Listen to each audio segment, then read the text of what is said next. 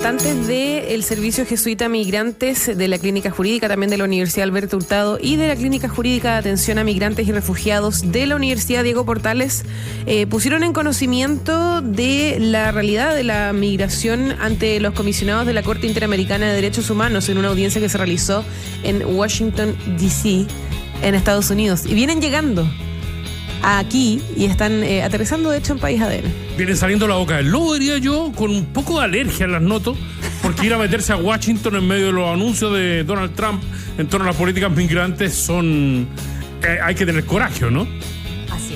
Así es. Estamos con Macarena Rodríguez, académica representante de la Clínica Jurídica de la Universidad Alberto Hurtado y vicepresidenta del Directorio del Servicio Jesuita Migrantes, y con Gabriela Hilliger, directora jurídica del mismo Servicio Jesuita Migrantes, panelista también de nuestro programa de País ADN. Bienvenidas. Veces, sí, muy feliz. No a veces, eres parte de. Panelista de, sí. Muy feliz en País ADN.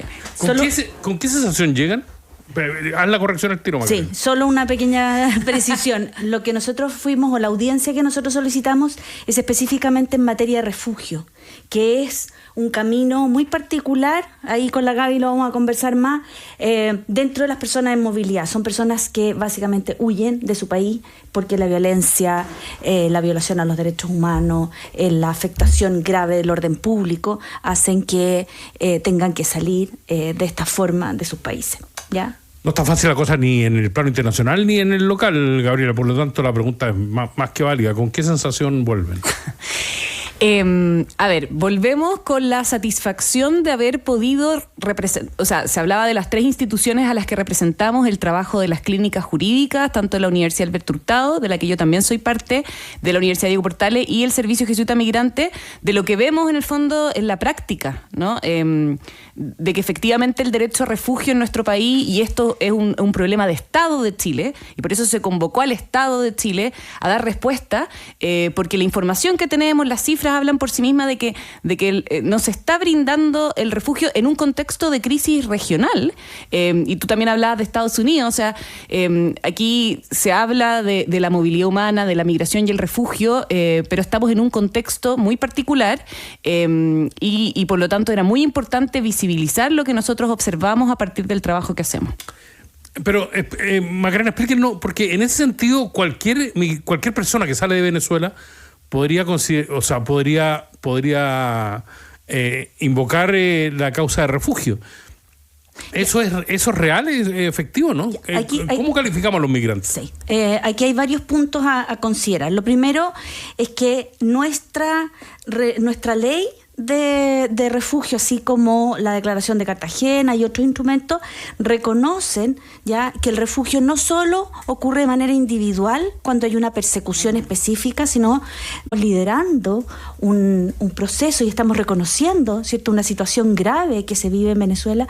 Tenemos que ser coherentes y en nuestro país entonces hacer ese proceso, permitir que las personas que son solicitantes de refugio puedan ingresar al procedimiento, hacer ese procedimiento en términos eficientes y rápidos y finalmente definir. Eso es lo que en términos súper gruesos fuimos a señalar. Y te doy solo una cifra. Nosotros, desde que se inició la ley, se dictó la ley de refugio, el 2010, a la fecha, han pasado 14 años, se han ingresado 30.500 solicitudes de refugio. Esa es una cifra bajísima, ni siquiera no alcanzamos al nivel ni de Perú, ni de Costa Rica, para qué decir Brasil u otros países de la región. Nosotros sentimos muchas veces, ¿cierto?, como nos sentimos como el ombligo de este tema, como que a nosotros nos llega todo en circunstancias que hay una crisis, como bien decía Gabriela, hay una crisis muy fuerte en la región, 2 países en particular, ¿cierto?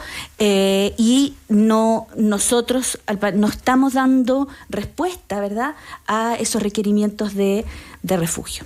Ahora, con respecto a esto mismo que ustedes están planteando y que fueron a conversar y a ver también en Estados Unidos, con respecto al Estado de Chile, se ha ido avanzando lo que estábamos comentando recién, pero ¿qué más se puede hacer? Habiendo tantas también otras necesidades, habiendo también otras crisis que atender como a nivel de Estado, más allá del gobierno de turno, ¿qué más se podría hacer o cómo más se podría avanzar? Yo creo que en este tema específico yo creo que hemos ido retrocediendo. O sea, en febrero de este año se aprobó una ley que modificó la ley de refugio y que en el fondo estableció muchas trabas. O sea, si ya tenemos poco acceso al procedimiento y una tasa de reconocimiento bajísima que casi podríamos decir que hace cuestionable decir si nosotros entregamos o no refugio, esta nueva ley en el fondo ya hace casi imposible porque pone unos requisitos también que a nivel comparado son altísimos. O sea, una persona que ingresa al territorio chileno tiene solo 7 días para poder en el fondo ser reconocido como refugiado. Entonces yo creo que ha habido un retroceso y eso también responde a algo que el Estado de Chile manifestó en la audiencia que tenía que ver con el contexto político, ¿no es cierto? Y hablábamos un poco de Donald Trump. O sea, lo que se ve a nivel global es hay un estereotipo con respecto no solo a los migrantes, pero también a los refugiados, como una idea de que se abusa de esta figura, como un rechazo hacia la migración y el refugio. Y claro, entonces ese contexto político se traduce en retrocesos en la protección de los derechos de estas personas y saca ciertos réditos electorales. Vamos a decir, hoy día en los debates políticos la migración pasa a ser un tema relevante, lo vimos también en las municipales, ¿no? El asunto es que temas como el refugio son políticas de Estado. Entonces, lo que uno está llamado a hacer a las autoridades, tanto del Ejecutivo como el Legislativo y también el Judicial, todos los poderes del Estado, es a tener una mirada de largo plazo y a ver que el día de mañana los compromisos internacionales tienen fundamento también en que el día de mañana cualquiera le puede afectar una crisis como la que sufren países como Venezuela y Haití. Y nosotros como país también hemos tenido que estar del lado de aquellos que piden asilo y refugio en otros países. Entonces, yo creo que estos retrocesos solamente nos perjudican, debilitan el Estado de Derecho, los compromisos democráticos, el orden global, pero sí estamos en un contexto difícil, pero hay que decir basta y eso también es nuestro rol como sociedad civil y como clínica jurídica, que esto tiene que tener un límite y que tenemos que hacer las cosas de manera correcta. Macarena, la situación de los migrantes se mide básicamente en el rol de los estados, de los gobiernos, en el tema fronterizo, cómo llegan, cómo son acogidos, cómo se rechaza, por último, en todas partes, y segundo, cómo las leyes de determinados países permiten la integración de quienes llegan al tejido social. Así es. ¿En Chile respetamos los derechos humanos en esa materia o no? Uy, este es un tema súper sensible, efectivamente. Mira, el primero que planteaste, la frontera, fundamental. Efectivamente, las fronteras de todos los países, no solo de Chile, es un punto álgido, porque hoy día la movilidad humana se produce por tierra muchas veces, ¿cierto? Son personas que están en una alta condición de vulnerabilidad, que van caminando por distintos lugares, que se instalan, que tratan de buscar un poco de recursos para seguir caminando, buscando, ¿cierto?, esa posibilidad de poder desarrollar su vida, porque en sus países de origen no pueden hacerlo. Entonces la frontera se vuelve un punto súper sensible. Lo que nosotros planteamos es que lo que vemos hoy día es más bien una militarización de la frontera, una alta preocupación sobre el control fronterizo desde el punto de vista policial, ¿ya?, o de seguridad nacional, pero en contrapunto no vemos esa necesidad igualmente importante de poder identificar a quienes en la frontera son solicitantes de refugio, ¿ya?, o son víctimas de delito. No solo nos parece muy bien y es importante y todos los estados deben hacerlo, proteger sus fronteras, pero eso no significa que dejemos de lado, que nos olvidemos de poder, dentro de esa labor, poder identificar a quienes solicitan refugio. Y en ese sentido nosotros planteamos la necesidad de que exista un protocolo que pueda ser conocido, que pueda ser identificado en cifras, en resultados, donde se pueda ver el trabajo de identificación de estas personas y cómo se les hace seguimiento para que efectivamente puedan llegar hasta la autoridad migratoria, ¿verdad?, responsable, y hacer esta solicitud de refugio. Exactamente. Sí, yo creo que es un tema bastante importante. Yo creo que me da la sensación de que todas estas temáticas ustedes las llevan trabajando años, pero el último tiempo ha sido mucho más potente quizás para la ciudadanía o claro, para las autoridades incluso, que esto tiene que ser una prioridad. En ese sentido, yo creo que hoy en día se están tomando acciones, como decías tú, Gabriela, pero quizás falta todavía. ¿Y qué pasa también? Ustedes lo deben ver más allá del estudio de las soluciones, con la sensación de la ciudadanía. ¿Cómo lo ven ustedes también que se dedican y llevan, insisto, mucho tiempo dedicándose a esta temática? ¿Cómo lo ven también cómo esto ha sido una discusión ya más masiva en las casas, es un tema recurrente? ¿Eso ha aportado o quizás no tanto?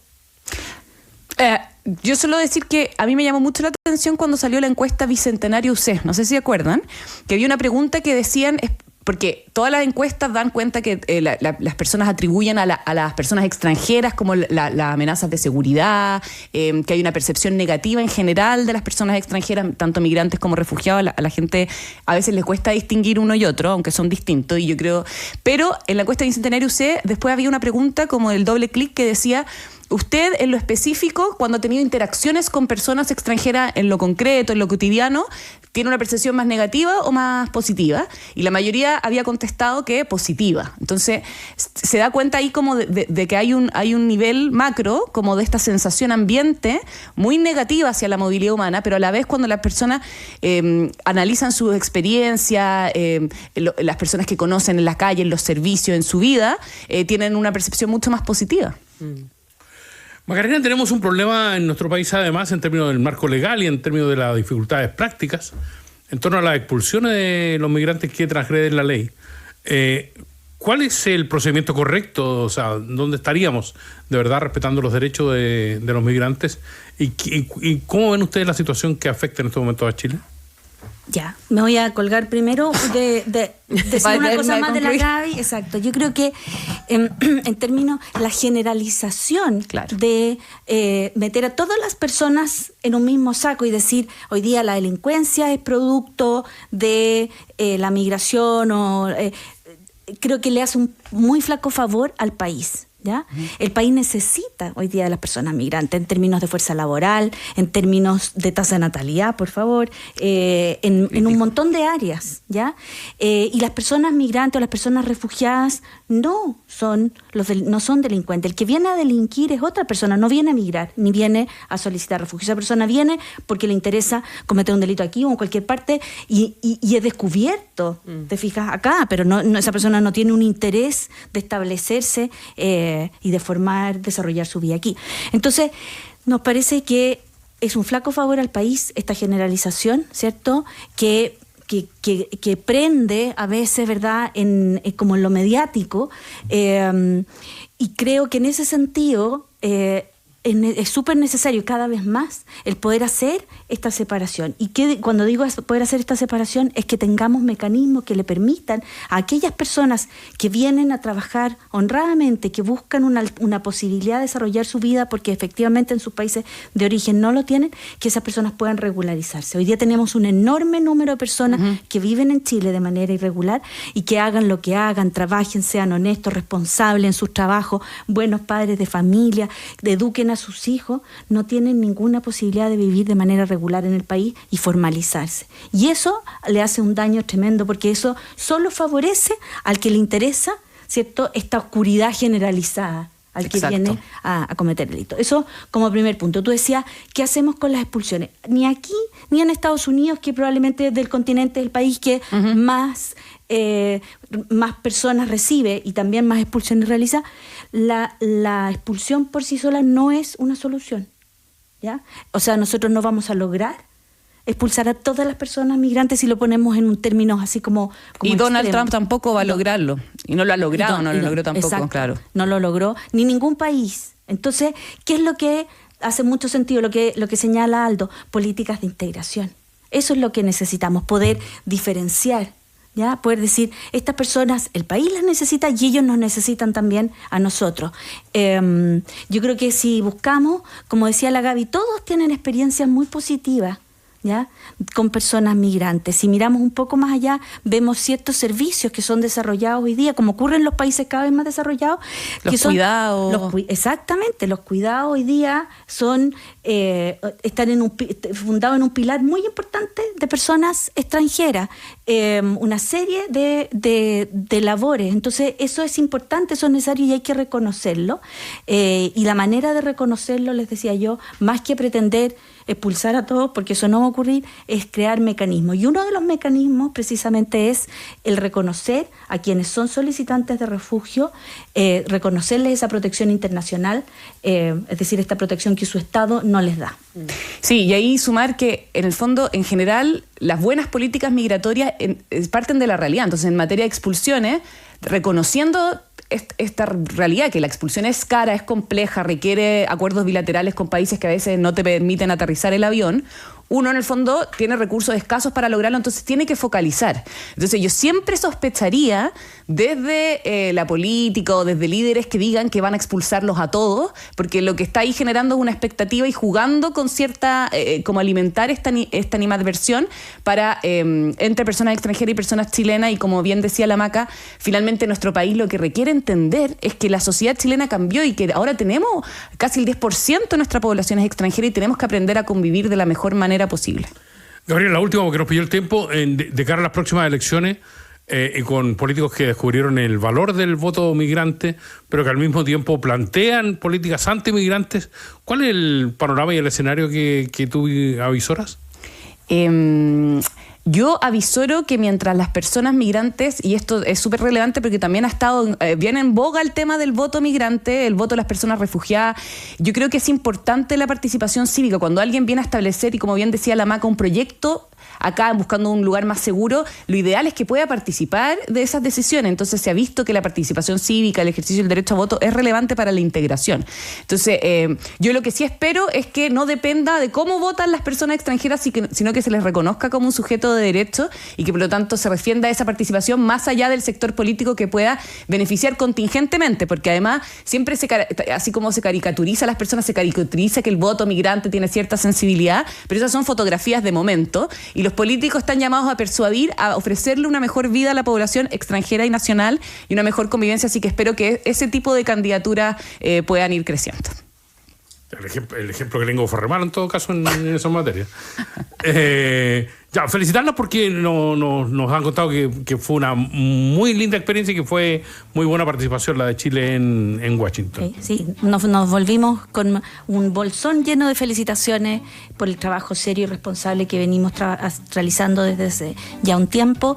Los comisionados, los abogados que trabajan ahí estaban todos, y por supuesto el Estado también estuvo, hizo su presentación y su parte, y creo que nos abre una esperanza ahí de poder dialogar hacia adelante. Y ahí hacer la acotación de, es serio, los países son serios cuando también participan de estas instancias internacionales y de los compromisos, porque también a veces hay ciertos sectores que satanizan un poco el trabajo que se hace a nivel de Naciones Unidas, de los sistemas interamericanos, regionales de derechos humanos, y finalmente si existen es por algo y es relevante porque uno nunca sabe en el fondo cuándo puede requerirlo, y que el Estado de Chile también participe y que vaya y haga su presentación y pueda dialogar con la sociedad civil, también habla bien de nuestro país.